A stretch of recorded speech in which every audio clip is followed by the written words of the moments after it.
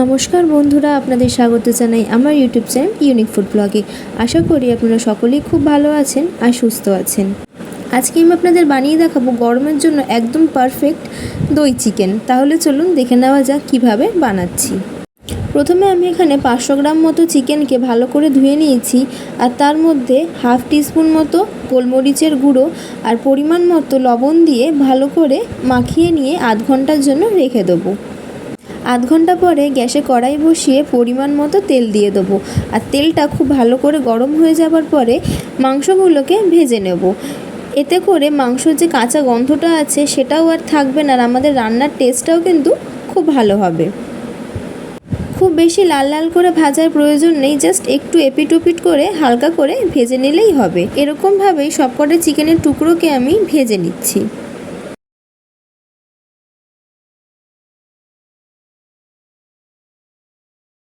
আমি এখানে সবকটা চিকেনের টুকরোকে ভেজে নিয়েছি।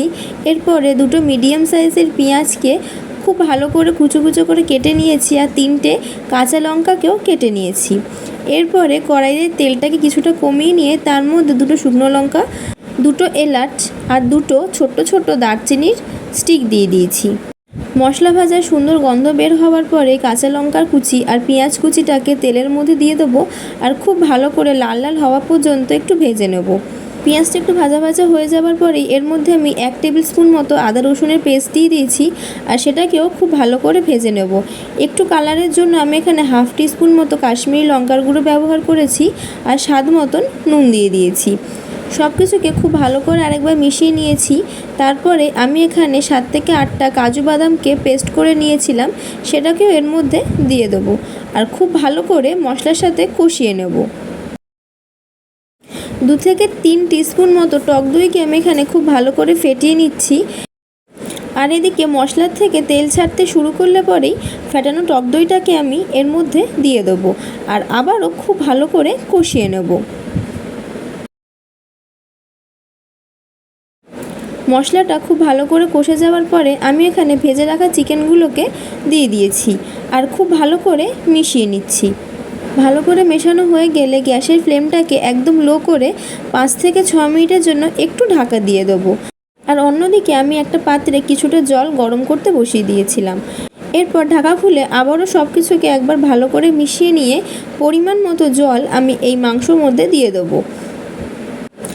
আমি এখানে মোটামুটি 1.5 কাপ মতো জল ব্যবহার করেছি, আর আবারও সব কিছুকে খুব ভালো করে মিশিয়ে নিয়ে 7 থেকে 8 মিনিটের জন্য ঢাকা দিয়ে মিডিয়াম টু লো ফ্লেমে রান্না হওয়ার জন্য রেখে দিয়েছি।